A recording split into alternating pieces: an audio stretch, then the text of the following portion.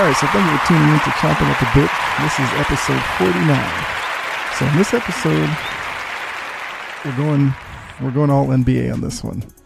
That means we'll take a look at the draft, give my reaction to that, see what picks make sense to me, which ones are a little iffy, and see what teams may have kind of, gotten it right this year. And then I'll obviously have to go into the free agency stuff. A lot of news there. A lot of news still happening. Because I actually did hold off a little bit on recording this because I wanted to, let some more news happen. And definitely some did. So get into that. And also the biggest story in free agency. I will definitely touch on that. So my Celtics fans out there, stay tuned for that as well. But I guess we'll go ahead, get started with the NBA draft. The draft was virtual this year, 2020. That's how everything's being done. And it was a little weird watching it on TV, I will say. Like, the NFL did it, so I was kind of prepared for it. And I will say the NFL did it, and it seemed like it was moving and there's always something going on. The NBA draft, on the other hand, it seemed like there was always like 7, 8, sometimes 10 minutes between picks. So when there weren't picks happening, it was like the studio crew with was it Jay Williams, Jay Billis, what's that guy's name? Chris Fowler, and then the expert scout guy. And it just seemed like a lot of time when they went to the studio and they were doing like their little banter, it just seemed like a kind of a disconnect, and the NBA draft did feel a little slow. But like I said, it was tough for them, and I think they did do as well as they probably could have with the situation. So I'm not going to really kill the NBA that much on that. So overall, I did have a good experience watching it because, it's a draft. I always like watching the draft anyway. And, it was, for those of you who don't know or didn't watch, NBA draft, 2 rounds, 60 picks. So it's 30 teams. You figure each team technically has 1 pick. You get 60 picks. Of course, a lot of teams trade picks, trade up, trade down, trade out. And teams end up with more than 2 picks in the draft. But yeah, that was just a little backstory on that.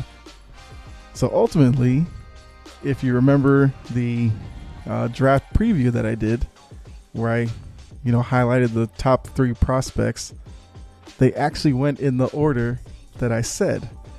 Now, I did say, so Anthony Edwards went first overall to the Minnesota Timberwolves. Then James Wiseman went to Golden State at number 2. LaMelo Ball went number 3 to Charlotte. And, if you remember, I said Edwards would be the number 1 pick. Not saying he's the best talent in the draft, but based off of Minnesota needs, they need a guy to play alongside D'Angelo Russell. And Anthony Edwards, out of the 3, is the best option there. There was a lot of talk about LaMelo going first, but LaMelo is a guy who kind of needs the ball to be effective, as he's a playmaking guard. But D'Angelo Russell is a guy who's a ball dominant scoring guard. So I didn't see those 2 really meshing well. So Edwards was the pick there. 2 was Wiseman. That seemed like the obvious pick because Wiseman is a, athletic big, runs the floor.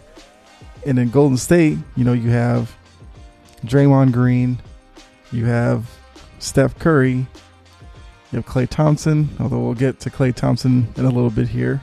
But, just looking at that roster, what was missing was some, an inside presence to protect the rim, and also when they get out in transition to fill the lane, suck the defense in. If the defense overcommits to Steph out in the perimeter, he has somebody to kick it down to for easy dunks and all that. If the defense sucks in with Wiseman running the floor, then you got Steph with his pull-up three. So seemed like the obvious pick there. That's where they went. And then Ball in Charlotte makes perfect sense because, as we've seen with the Ball family, Lonzo isn't exactly the most talented guy, but he did come into the league with a lot of, box office appearance, fanfare, and LaMelo's the same way.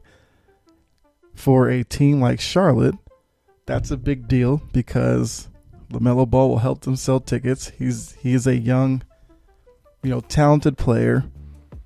And with Rozier, Devontae Graham there, Ball is a guy who, with him being ball dominant, it works there better because, Rozier and Graham can play off the ball and let Ball do his thing. So it wouldn't really be stepping on anybody's toes there. So that's why that made the most sense to me. And those were where the first 3 picks went. But from kind of like interviews and the background on Anthony Edwards, I feel like the more he talks and you hear about him, there are some things to be a little bit worried about. So it was about 2 or 3 days ago where there was some report that, Anthony Edwards kind of preferred playing football to basketball. I get that, it happens. But then he was like, he's like an aspiring rapper. Once again, that kind of makes sense. Dame Lillard's the same way. He plays, he raps, he does all that. Shaq did that. So I'm not really too mad about that. But then he also said it's very hard for him to watch basketball. And that got me thinking. I'm like, so like you don't like watching tape or anything? You don't do film study? What's that about? And I don't know if that's something to look forward to for Minnesota fans. Like, is it something where Edwards may not show the most heart all season, or he'll just kind of do it when he wants to? Which, if that's the case, it could be an Andrew Wiggins 2.0 there, because what was the knock on Wiggins? He was a guy that wasn't always that aggressive, could kind of float through the game, didn't really make an impact all the time on the floor, and he was a very athletic guy. And because of that, Wiggins' reputation kind of became he was a soft player and all that. So hopefully, Edwards doesn't follow that route and becomes kind of, the best possible version of what people saw in Georgia, where he was a guy who played on a lot of emotion, uses athleticism and size to get to the rim, would dunk on people to get the crowd going, be that energy type guy. So hopefully Minnesota gets that. So, like I said, Golden State. So the news with Klay Thompson was, we all remember the finals with the Raptors after Durant went down and Thompson, Steph tried their hardest to kind of win that series. And, Thompson had that fast break opportunity where he went up, tried to dunk it, landed funny, tore his knee. So he's been rehabbing that. And he was just getting back to gym workouts, getting on the court, playing, like shooting around, stuff like that. So apparently he was doing a kind of scrimmage type situation with with other players, and he hurt himself. So first we heard, had a leg injury, didn't really know. Then it turned into leg injury, kind of serious. Then it became significant leg injury, and it was like, okay, what's going on? I remember when I heard that, the first thing I thought of was an Achilles, because they did say it was his other leg. So I was thinking maybe he was, compensating for the knee, maybe it was a little sore, and he was kind of pushing more on the other leg, and maybe he rolled an ankle, or something with his Achilles lower leg. Then it turned out like a severe Achilles. I'm guessing it's a rupture. So he's going to end up missing this season after, he worked so hard and was, expecting to play this season, to kind of give Golden State that boost that they needed after they struggled last year with all of the injuries they had with Thompson. Then Curry was breaking his hand and all that. It was basically just Draymond and a bunch of young guys. So With that news, they kind of had to change. I mean, they still took Wiseman. I do think if, like, let's say Minnesota had taken Ball there or whatever, I think based off the Klay Thompson news, Golden State would have jumped all over Anthony Edwards. But with Edwards going 1, Wiseman made the most sense. So, of course, to fill Klay's spot, they'd have to wait till free agency. And we'll get into free agency when I talk about that to see if they actually did fill that spot or not. But basically just looking at the draft, there were some surprises in the top 10. First surprise for me was Patrick Williams going to the Bulls at 4. Now, not saying Patrick Williams is not a good player. I was just surprised to see him go that high at number 4. But, if he's a guy that the Bulls are targeting, which I would think he would because he's a wing player. He's got good size on him. And we all know, with those Florida State players, that they are tough, rugged defenders. And they do play a lot of guys. So, like, Williams' offensive numbers weren't that great. But it could be a situation where, on the Bulls team where it's a group where you have Markkanen that they're hoping to take that next step. You can slot Williams in the front court with him, and maybe they could become a dynamic duo there because they also have Wendell Carter in the center spot. So, Williams can slide in there with Markkanen, create a good forward tandem, and, kind of see what happens with that. So I'm not mad at the pick. I was just surprised he went number 4. The Hawks took Onyeka Okongwu. I think I said that right. At number 6. So the surprise with that is Okongwu literally, I guess the comp is like Bam Adebayo or something. I'm not sure if he's even that, but if you remember, the Hawks traded for Clint Capella. So it kind of seems like Capella and Okongwu are kind of the same. And after you did all that to bring Capella in, he's supposed to be the lob threat to go with Trae Young. You literally, now months later, have drafted a guy that plays the same position. And then even if you're thinking, well, maybe you can slide Capella or Okongwu to the 4, there's an issue there. John Collins is the 4. So now with the Okongwu move, 1, Collins probably won't play the 5 anymore. And Collins was kind of like your small ball 5 where he could use his athleticism against bigger men. That's probably not happening anymore. So Collins is now your 4. I don't think Collins can play the 3 really. But I guess if you went big, maybe you go with Collins at the 3. Playing with Okongwu and Capella. So, quick little moments here just to change up the tempo. I don't know. It could be a sign that maybe Collins could be on a short leash for this year, and if he doesn't kind of show some development or whatever, maybe he's on his way out.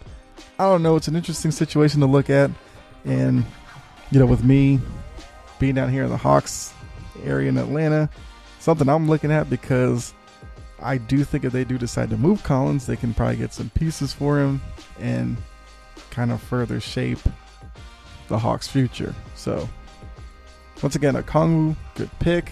Not really sure about the fit in Atlanta, but we'll have to see what Atlanta's plans are going forward. Then another pick in the top 10 was actually number 10. It was Jalen Smith went to Phoenix. And this is another one like Okongwu. Smith literally will play the same position as DeAndre Ayton. And Ayton is a up-and-coming young big man, so I don't see the need for taking Smith in that position. I don't know if they're looking at that as another thing where maybe Smith will be Ayton's backup. But I feel like in the top 10, you should be drafting, starters or, big rotational guys. I mean, if you draft like a 6th man in the top 10, I wouldn't be mad. But it kind of seems like Smith and Ayton are redundant talent-wise. So I don't know why Phoenix took him there. But once again, Maybe Phoenix has a bigger plan for him, so we'll have to see. But I guess just quickly looking at the first round, there were some picks that I absolutely loved. So Obi Toppin went to the Knicks. Love that pick. Maybe for the Knicks, I don't know, but the Knicks did clear up a lot of the clutter on their roster shortly after the draft. They waived some players, and which I think makes me like the pick even more because you look at Obi Toppin, you put on any tape of him, you see Amari Stoudemire. Like from everything that he does, like his jump shot looks like Stoudemire. When he runs the floor and he goes up to dunk it, he pretty much dunks with the same form as Amari Stoudemire. And I think in New York, that's going to play perfectly there. So I do think Toppin is a future building block type piece for the Knicks. So I love the pick there. The Spurs took Devin Vassell from...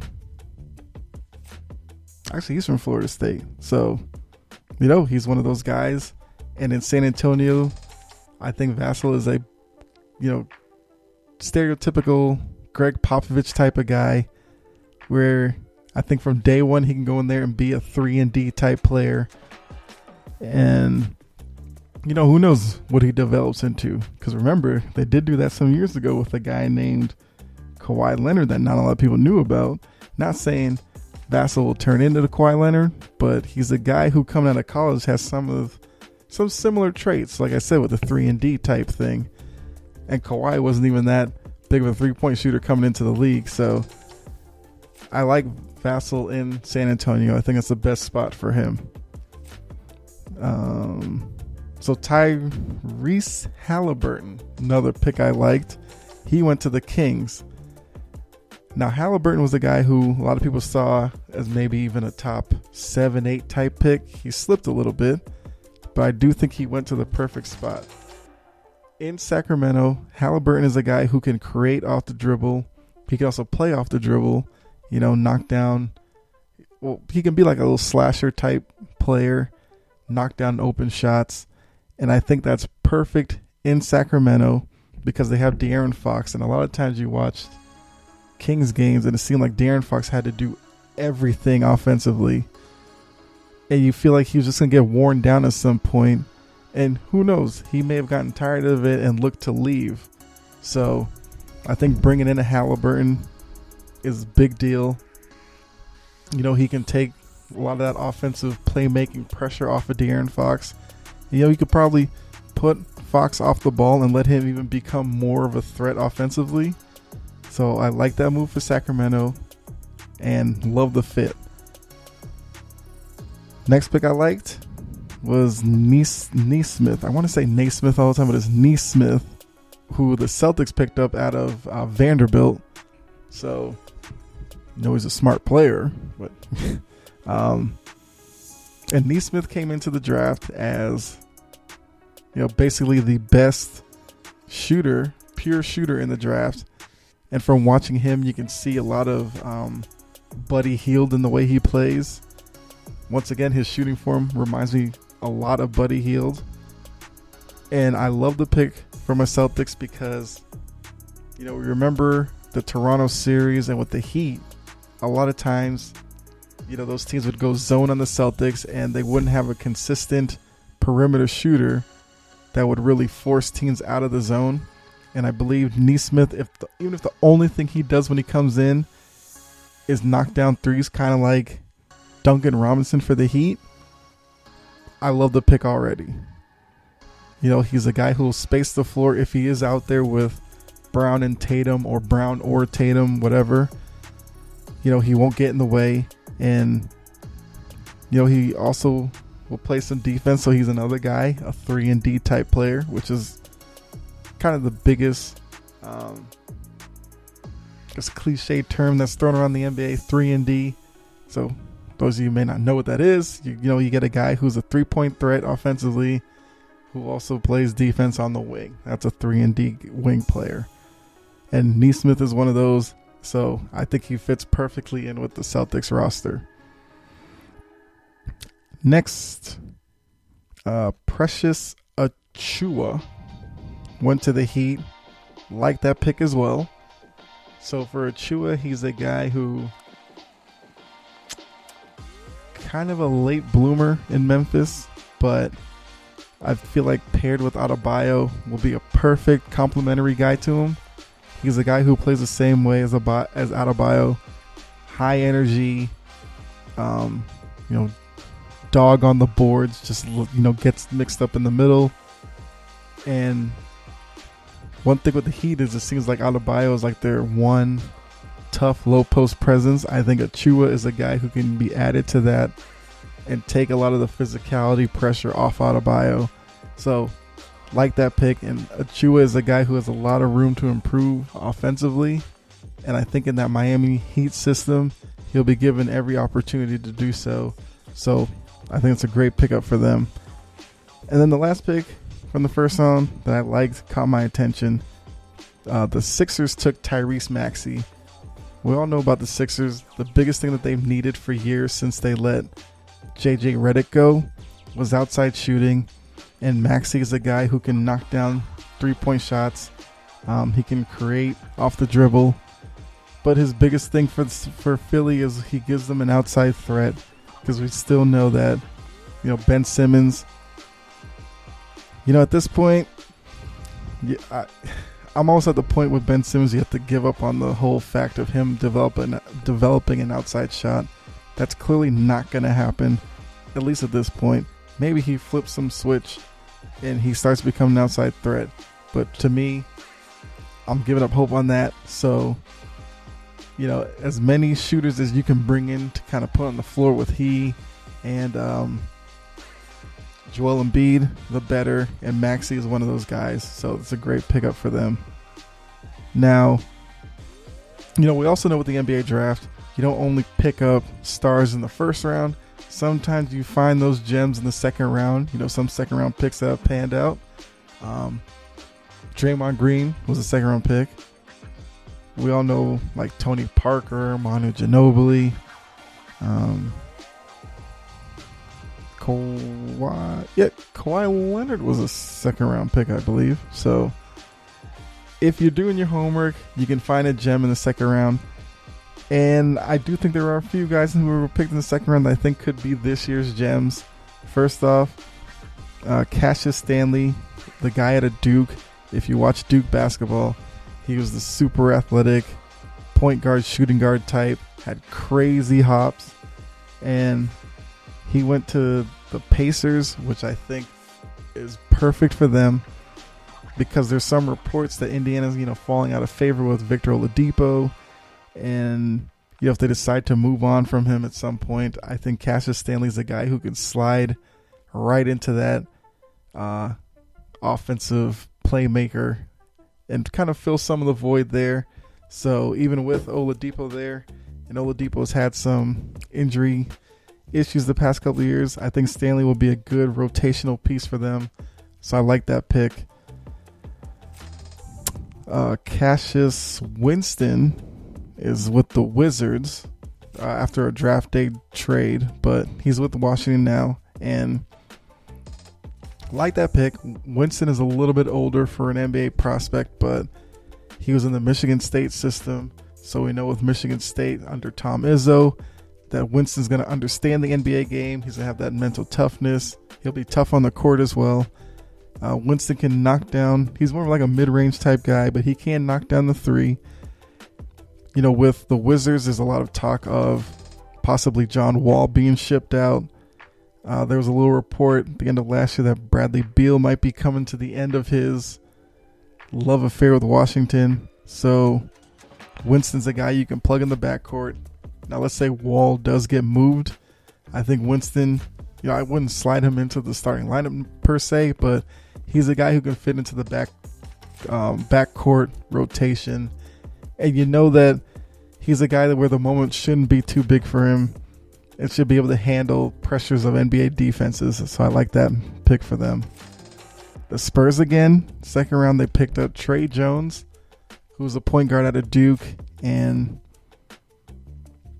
Trey Jones is an interesting one because I kind of thought coming into the draft he was going to get picked in the first round, but kind of the way that the first round played out, a lot of guys kind of slipped a little bit, and Trey Jones is the guy who slipped all the way into the second round. I do think the Spurs picking it up is great for them. You know, he can be a, let's say, backup point to, oh my God, I just had his name on the tip of my tongue. But Australian dude, you guys know what I'm talking about. But he can play into the backcourt rotation in San Antonio as well. Hey, once again, with Popovich, I think Jones is the guy who, you know, did a couple of years at Duke. So, you know, with Duke, there was pressure going on the road playing in college basketball. So Jones is the guy who should have the head for the game, and Popovich will probably bring the best out of him. So that's a good spot for him. Then the last one for the second round, Tyrell Terry out of Stanford. He's another guy who was seen as probably like a mid-first round pick, and possibly even like top half of the first round prospect, but somehow he kept sliding and found himself in the second round. He's a guard, backcourt guy who can you know, flat score the ball as well as do a little playmaking.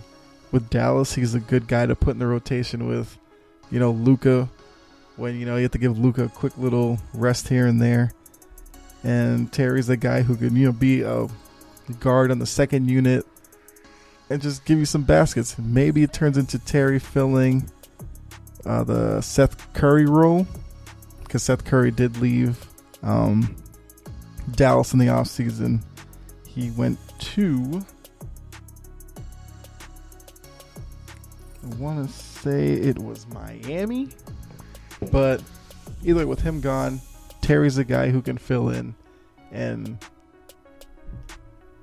kind of pick up that production. Seth Curry went to Philly. Yeah, that's right, because he went to Philly with Doc Rivers. Doc Rivers is his father-in-law, so that's an interesting thing. But I think Terry can definitely fill Seth Curry minutes down in Dallas. So those are the second round picks I liked. That was my look at the draft. You know, for most of these teams, you won't really know if these picks pan out for a few years. So, you know, hopefully your team picked up a guy that's going to be a key part of your future, or might be used in a trade type deal to bring in the guy for your future. So, like I said, 3 years time, when I'm still doing this, we'll kind of look back and see who's become a star and who's kind of a jag, you know, just another guy, and who's might be even out of the league or in the G League somewhere. So with that, let's go ahead and jump into some of this free agency stuff, because like I said, I can't touch on everything that's happened, but I did a couple episodes ago, I did touch on some free agency stuff, you know, the Schroeder to the Lakers move, CP3 to the Suns, you know, we all know about those moves. But since then, there's been a bunch of things happening. Everything from the Pistons signing like 20 different big men. I don't know what year Detroit thinks this is, but apparently they think the recipe is to just collect all the big men assets you can. I mean, they signed Jahlil Okafor. They signed Mason Plumlee. They let Christian Wood go, their young guy, who, when Drummond got hurt or was traded or whatever, Christian Wood went through like a 15-game stretch where you kind of saw the potential he had. Some people thought Detroit might try to bring him back. They didn't. He's gone. But yeah, a lot of weird signings out there, weird contract terms, but we'll just go ahead and look through some of the key ones. So yeah, like I talked about, Klay Thompson and Golden State. They drafted Wiseman, so they didn't really get a wing player to replace him. Well, they did that in free agency, where they went out and got Kelly Oubre Jr. And the weird thing is, Golden State was already over the luxury tax, so they were also repeat offenders. So ultimately, bringing in Kelly Oubre is going to cost them like $85 million against the cap, which is crazy to me. But clearly, Golden State mindset is, hey, if we have to try to cover another year without Klay Thompson, hopefully he comes back the way he is. We're not going to go through another down year like last year because Curry's coming back. We're expecting Curry to make it through the year. Let's give him a guy who, as a running mate can give you buckets. Kelly Oubre Jr. is a guy who can fill the wing on the fast break, get to the rim. So it works. I get it. That was a big signing for them. Fred VanVleet, another big name, free agency. The Knicks were in on him. We know every year the Knicks are in on everybody. We'll have to see who they get. But VanVleet decides to stay in Toronto. 4 years, $85 million. Great for them. He made his name last year for the Raptors. A lot of people thought he might chase the money somewhere, but he decided to, stay in Toronto. Although they're going to play next year in Tampa because the NBA and Canada basically couldn't come to an agreement with the Raptors playing in Toronto because, Canada has their restrictions on travel. So it would have been tough for NBA teams to go up there to play or for Toronto to get out of the country to come down here and play. So ultimately the NBA was like, okay, we'll just stick Toronto in an American city. That way they'll be able to travel within America and not have to work. Yeah. So they're going to play in Tampa. But at least they're keeping Fred VanVleet for the next 4 years. Big signing by them. They still have some other decisions to make. Gasol's still out there. I don't think they're going to bring him back. Serge Ibaka's out there. He's the guy that they may try to bring back, but we'll have to see with that. The Bucks, remember? It was Monday when the trade moratorium was lifted. There was news of the Bucks doing a sign-in trade for Bogdanovich with Sacramento. Well, now days later, somehow that sign-in trade fell through. I think it was something like the league said there might have been tampering involved. So they told both teams that they'd have to rework the deal because the deal is currently constructed, couldn't happen. And they were never able to find a way to do it because Bogdanovich was like, no, I'm not doing no sign-in trade. I'm entering free agency. Even though supposedly he wanted to go to Milwaukee anyway. So now Bogdanovich is still in Sacramento. There's some talk that the Lakers may try to do the sign-in trade now with Sacramento. It may have to involve Kyle Kuzma to go to Sacramento for Bogdanovich. So we'll have to see where that goes. Yeah, at the time of recording this, I haven't seen anything yet, but I'll definitely be looking at that tomorrow. And then sticking with the Lakers, the Lakers signed Montrezl Harrell, Sixth Man of the Year last year, to a 2-year, $19 million deal. Signed him away from the Clippers, who were interested in bringing him back. This move's interesting because I would have thought Harrell's, Sixth Man of the Year award, the kind of reputation he was developing, I kind of thought he'd have gotten more money out there in the free agent market, but it seems like he's kind of going to the Lakers hopefully to get a ring within his 2 years there. And, maybe he's trying to do a little spite to the Clippers. Maybe he has a little issues with, I don't know, Paul George or Kawhi or something. Maybe he didn't like Doc Rivers firing. I find it interesting that he does go to the Lakers this offseason, which is a hit to the Clippers because that takes a guy away from them. That was a big contributor. The Clippers did sign, I keep forgetting which Morris they have. Marcus Morris. They had Marcus Morris Sr. They re-signed him, so that was definitely a good move for them. We'll have to see how they kind of recoup from the Harrell loss. For right now, like I said, free agency is only, when did it start? Friday at 6, so it's less than 2 days old, and there's been so much movement. There's still some guys out there. I have to see what the Clippers get.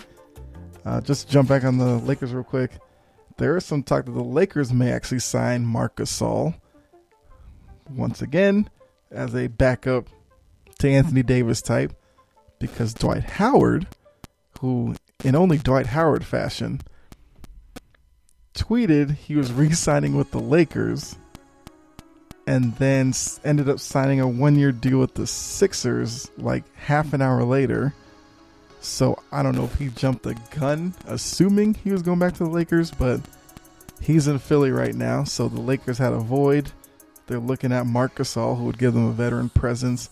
I don't know how much they're expecting to get out of him, because as we saw in Toronto, he was kind of a liability on the court. He's not the same guy from Memphis, but, you know, he's a presence. I will say that. The Heat. So the Heat signed Avery Bradley, and another thing with the Lakers, Rondo left as well. So Rondo and Avery Bradley both leave the Lakers. Bradley didn't play last year. He opted out of the bubble, but there was some talk that maybe he would go back to the Lakers this year. Well, that's not happening because he signed in Miami, 2 years, $11.6 million. Great move for Miami. Miami already plays tough perimeter defense because they re-signed Goran Dragic as well. But now Bradley comes into the mix, so so think of this: you could have Bradley, Jimmy Butler. Well, they lost Jay Crowder, so he's out of the Miami mix. But Dragic. So Dragic, Butler, Bradley. Those could be your 3 perimeter defenders.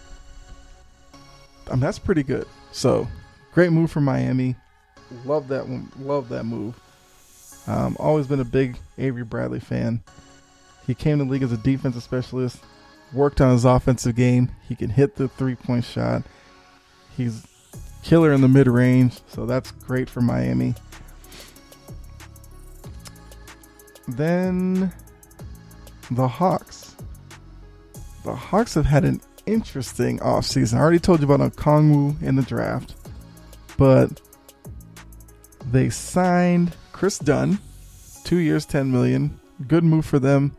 He's a defensive oriented guard, and we all know Trae Young has his defensive deficiencies.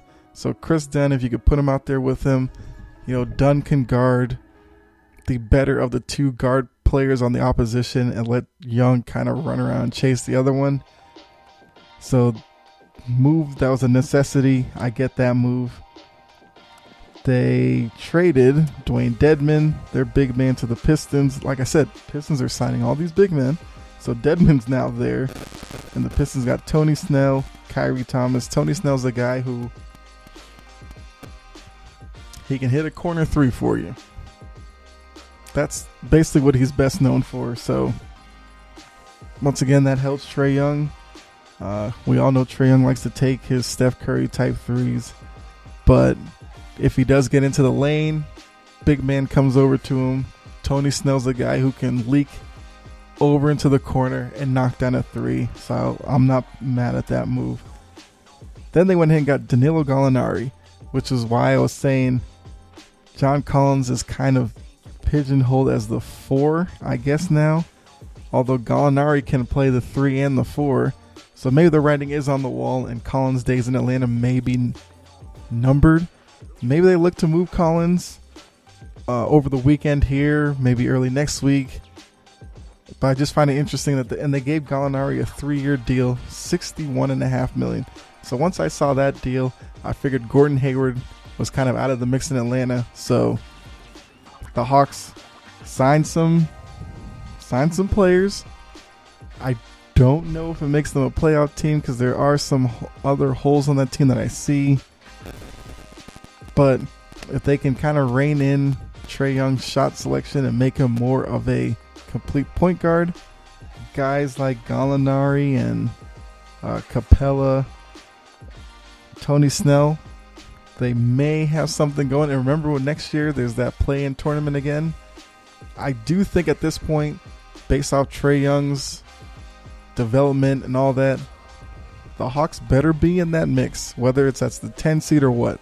If they are not in that mix, then there's need to be serious changes come next year. Now, yeah, 10 seed is still kind of a failing grade, but at least if they can get into the play-in mix, then I see that there's some type of improvement going on there. So definitely something to watch for. So now that all leads me to the biggest news, the team that's been in the news past couple of days, my Celtics. So we're going to have to go through the whole timeline here. A little bit of a story time with me. So just follow me on this. So we had the trade moratorium lifted. Okay, the Celtics didn't really do anything. There was some talk that, they might trade Gordon Hayward. He doesn't want to be in Boston anymore. And I was like, oh, whatever. I wish he would stay. But if he really wants to go that bad, go ahead, get rid of him. Fine. The draft comes. We see, Nesmith gets drafted. Wing player, 3-point specialist. Okay.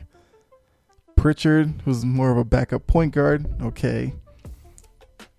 And then shortly after the draft, it comes to, Hayward's told the Celtics he definitely wants out. He wants to go to Indianapolis, to the Pacers. I'm like, okay, I get that. Makes sense. He's an Indiana guy. Went to Butler, Indiana. I think during the time of the bubble and the off period between the league shutting down and coming back for the bubble, supposedly moved to Indiana, built a house in Indiana. Okay, makes sense. He wants to go to Indiana. So the reports were out there. It was Miles Turner, Doug McDermott, Gordon Hayward, go. Danny Ainge was like, not really big on Doug McDermott.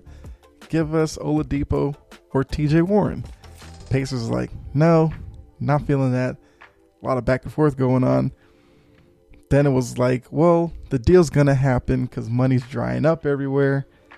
The Pacers are willing to give Hayward 4 years, $100 million, which I was like, more power to you. There's no way the Celtics would give him 4 years, $100 million after just going through the last 3-4 years with him being injured all the time. Fine. Then the news broke, the Hornets are getting him. I was like, what? Where the Hornets come from? So the Hornets ended up signing Gordon Hayward for 4 years, $120 million. Hornets didn't have any cap space, so clearly that has to be the new sign and trade. I didn't know what the Hornets would give up, but then the Hornets turn around and waived Nick Batum to get under the salary cap apparently, and are just bringing on Gordon Hayward, no problem. Then I was like, crap. So Hayward gone, nothing in return. You do get like a trade exception, but you can't take Hayward's $34 million and bring in $34 million in salary. You get like a $9.5 million trade exception. That's all you get. So I was like, kind of sucks. So it kind of be another year before you could really use Hayward's money. Fine. So I was like, a lot of guys signed different places. I don't know what the Celtics are going to do. They needed a big man. That's why Miles Turner was so important.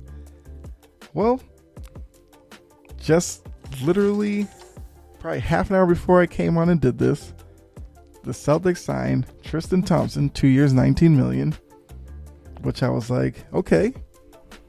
I knew Tristan Thompson was out there. I kind of assumed with the way this offseason was going that Thompson was going to find himself with the Lakers. No questions about it. That's where he was going. But I guess once the Lakers got Harrell, it was like, why would Thompson go out there? He would just be the third guy behind Davis and Harrell. But once again, I was like, maybe he goes to the Clippers or something. I don't know. I just didn't think Tristan Thompson was in play for the Celtics. I'd gotten to the point where it was Nerlens Noel or Willie Cauley-Stein. I guess I'd have to wrap my head around that. But they got Tristan Thompson. And without getting Miles Turner, I believe Tristan Thompson is probably the best Danny Ainge could do. He's a definite need. He's a guy who walking double-double.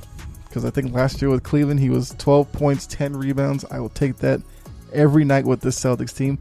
He's not going to take anything away from Tatum and Brown. Tatum and Brown are the future. We'll be watching next couple of days because Tatum is supposedly going to be offered a max contract. and there's word that he's ready to sign it. We'll have to see. Once he signs that, then we'll know where the future's going. So yeah, love that signing by the Celtics. I was worried. You guys know I'm about as optimistic as I can with my teams. I was starting to worry that it'd be hard to come up with a way to positively spin this offseason. Tristan Thompson does help. Then they back that up with another need, which is why I was like, I see why they took Pritchard at the end of the first round. They need a backup point guard, with Wanamaker being a free agent. He's gone. He actually signed with Golden State earlier today. But then the Celtics turn around. They signed Jeff Teague for a year. Now, Jeff Teague as a backup point guard, I love that move. If they were bringing him in here to be a starter, I'd be like, I don't know.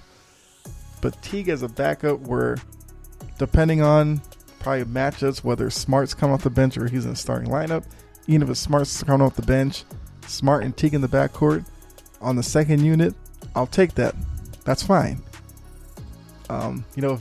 If Kemba's a little nicked up and you want to slide Teague into the starting lineup, he has enough experience. He can do that. So, like those two moves by the Celtics.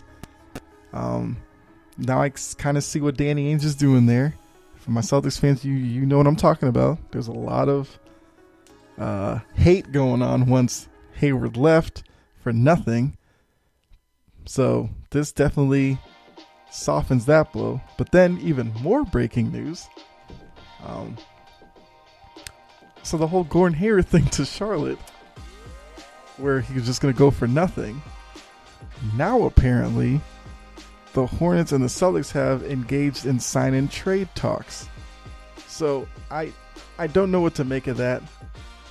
It seems crazy to me because if the Hornets have the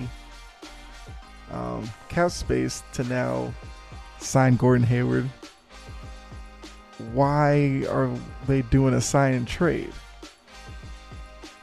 I don't know. But apparently they are, and as I'm looking at it, yeah, they're still trying to do a sign and trade. I do wonder what this sign and trade might look like, but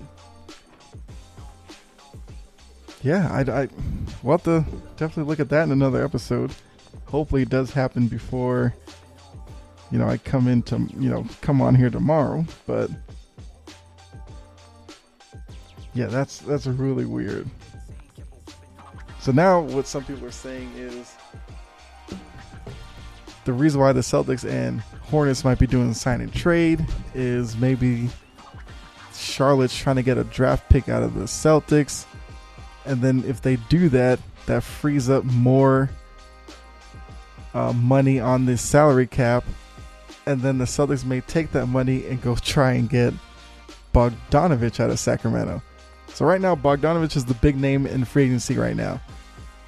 And Bogdanovich would definitely fill a need for the Celtics, as he's a outside shooter who can create off the dribble. Perfect fit. So we'll definitely have to look at that. And if that does happen, I may come on here and straight go homer on the Celtics for like 30, 45 minutes, letting y'all know. But yeah, I know that was a lot to take in. This episode is going to be a little longer, but like I said, there's a lot to get through, and I didn't want to do it in two parts. I mean, I can still do a second part of free agency stuff. And don't worry, this is not going to be the only free agency type episode because, like I said, there's still names out there. Like I said, Bogdanovich, what's going to happen there? There's, after the Bogdanovich, there's not really a lot of big names left, but I'm sure there's going to be some more trading happening. So yes.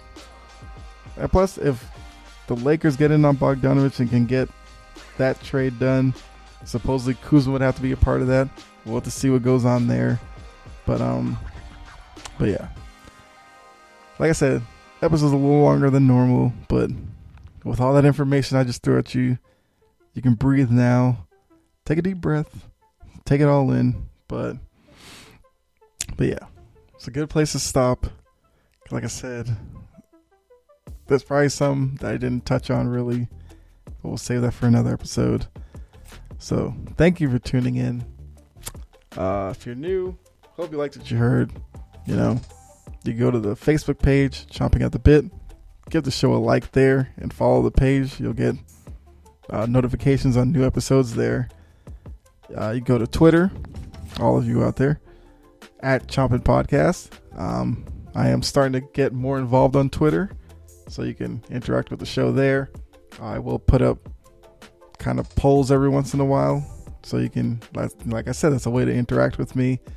Let me know your opinion on some stuff. You can also message me on there. But yeah, you can find Chompin' at the Bit at all major podcast platforms. Just search Chompin' at the Bit. Definitely give the show, hit the subscribe button, and I guess leave a review. Yeah, so that would definitely help me out. And yeah, so like I said, I will be back with you tomorrow. It's tomorrow will be Sunday, so I have to do rest of week 11. West, good Lord. The rest of my week 11 picks, as well as I normally do. The top games to watch, all that. So that's all that's coming in tomorrow's episode. And then after that, looking forward, Monday, depending on what other NBA news happens, we might go back NBA Monday. I might do a quick little college football recap on Monday, but we'll probably let you more about that tomorrow's episode. But yeah, like I said, sorry for this one going a little longer, but there was a lot I had to get through. Yeah, thanks for sticking with me through it all. And hope you have a good one. God bless. Be safe. And I will definitely catch you on tomorrow's episode. All right.